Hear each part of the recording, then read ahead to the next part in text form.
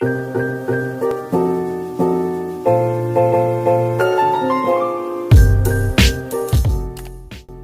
guys! Welcome to my vlog.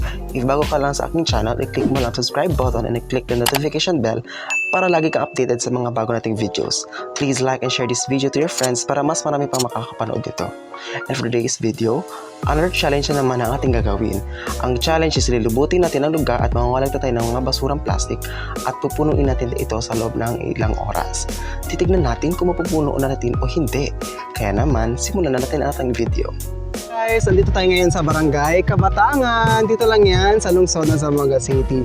So bali dito na ako lumaki guys, and mapapansin natin na may ilan-ilan ng basura dito sa lugar na nakakalat. Kaya today, titignan natin kung makakapuno tayo ng isang sako sa ilang oras. Kaya tara, samahan niyo ako. Ang mapapansin nyo kung mapaparating kayo dito is yung half human, half statue na eagle na kung tinatawag nila ay Sumayang Galura na itinayo o noong itinatag ang lupang tagapagpaganap ng Pook noong 1979. Guiding nito, maraming mga government offices na itinayo. Isa na rin ang Commission on Audit 9, National Telecommunications Commission, Commission on Population, Regional Health Center, Regional Education Learning Center, ang Zamboanga City Command Center, Civil Service Commission, Girl Scout of the Philippines, at mga military bases. So mamaya madadaanan natin ito.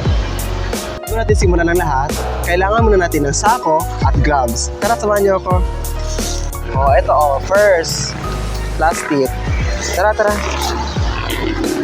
Oh my God! Bayan ang init! Tayo. Hindi tayo mag-start. Hindi tayo mag-start. Ayan oh, may plastic. Oh, ayan. Mga plastic. So, kailangan natin pulutin, guys. So, tingnan natin kung kailan natin ito mapupuno. Tara, tara.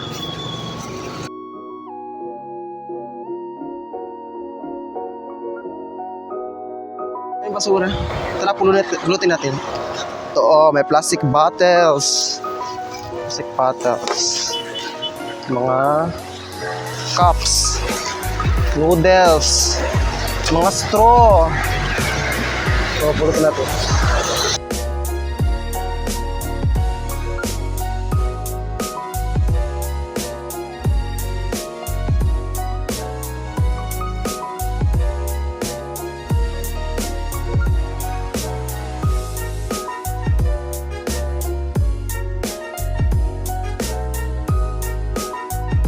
And, so dito tayo ngayon guys sa NTC guys. So yung makita nyo dyan yung NTC. Tara, move tayo konti. Yung mga plastic ba, ano. Yan guys yung NTC.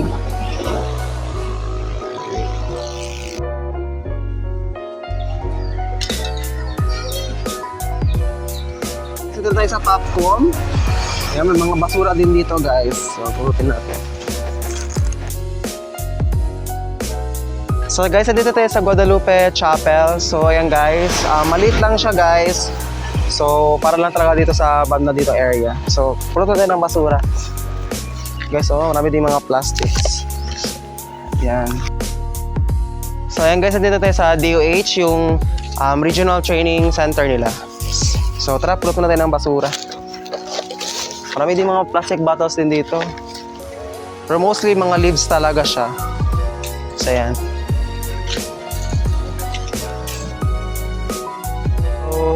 Andito tayo ngayon sa Regional Learning Center ng DepEd.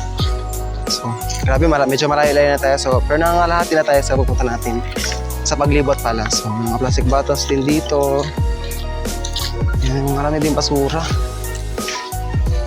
So, ayan guys, yung Regional Learning Center. Mga basura din. So, ngayon guys, andito tayo ngayon sa Padre Pio Church. So, I think ito yung pinaka malaking church dito sa Kabatangan. So, dito din mostly nag-pray yung mga Christians, ganyan. So, tara, puro tayo ng mga basura like ito. Meron din mga basura din like plastic bottles, like mga baso. Ito. So, tara.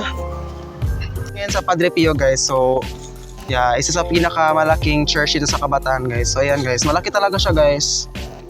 So ayan din, meron din parang open parang open church ganyan. Tapos may statue din ni Padre Pio.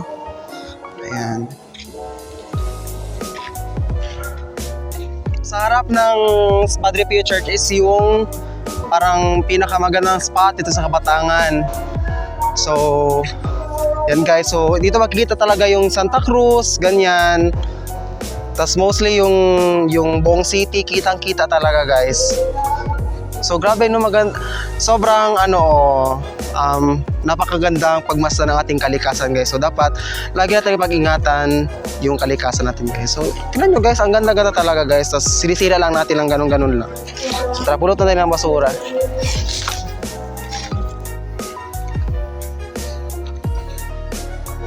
So yun guys, as you can see, maganda talaga. Kitang-kita talaga ang view ng Zamboanga City. Yung nga din, marami din mga basura. Madumi pa rin. So, nandito tayo ngayon sa Kabatangan Elementary School. So, ito yung elementary school ng Kabatangan. So, dito yung mostly mga bata nag-aaral ng elementary, like grade 1 to grade 6, pati kinder din. Tara! Ito yung mga basura. Ng mga basura. Ayan. So now we're here at San Isidro Labrador Chapel. So abandoned na siya na chapel. Hindi ko alam kung bakit abandoned. Pero yun na nga yung ginawa na yung Padre Pio, doon na sila mostly nag-pray. Tapos dito medyo na-abandon na talaga siya. Ulat na kayo ng basura kasi marami na talagang basura. Sabi na basura. Okay guys, so medyo napupuno na siya. Kaya konti na lang talaga. So I think matatapos tayo ngayon. Tara, continue tayo. Dito tayo ngayon sa Civil Service Commission. So pupuno tayo ng mga basura dito. May mga basura.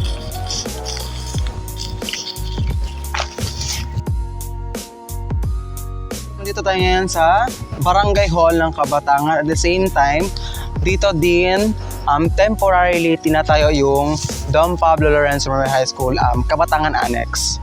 So ayan, so makikita natin medyo madumi talaga. So ayan, tara pulo tayo ng basura.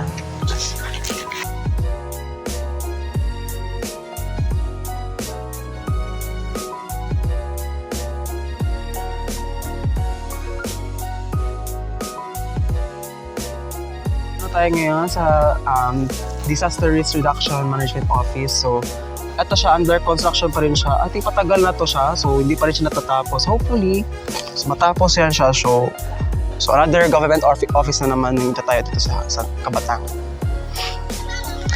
So, we're here at St. Michael Chapel. So, yan siya. Dati, na lang siya, made of wood. Tapos, nirenovate na siya ng mga sundalo. Kasi yung front niya is yung 54th Engineering Battalion, ganyan.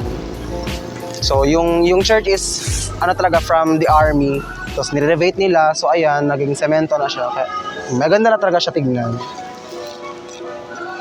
In fairness, maganda na siya. Tapos, semento na din yung daanan kasi dati maputik talaga dito. Natapos na natin ating challenge. Nakapuno tayo na isang sakong basura. Imagine kung bawat isa sa atin ay magkangolekta ng basura. Sigurado marami tayo makakolekta at magiging malinis ang ating kapaligiran. Dapat natin laging panatilihing malinis ang ating kapaligiran dahil tayo din naman ang makikinabang. So tatapon muna natin yung basura dito. Yan. So every Monday siya tinatapon at kinokolekt. So, sakto din Monday ngayon. Nais ko munang parasalamatan muna aking videographer na si Ivy Francisco na tumulong sa akin para makuna ng mga video na ito. Thank you very much. Don't forget to like and share this video, guys. Hit the subscribe button and the notification bell para lagi kang updated sa mga videos natin. Muli, maraming salamat sa pagsama sa araw na ito at sana'y marami kayo natutunan sa video na ito. Always remember, mahalin natin ang ating kalikasan. Paalam!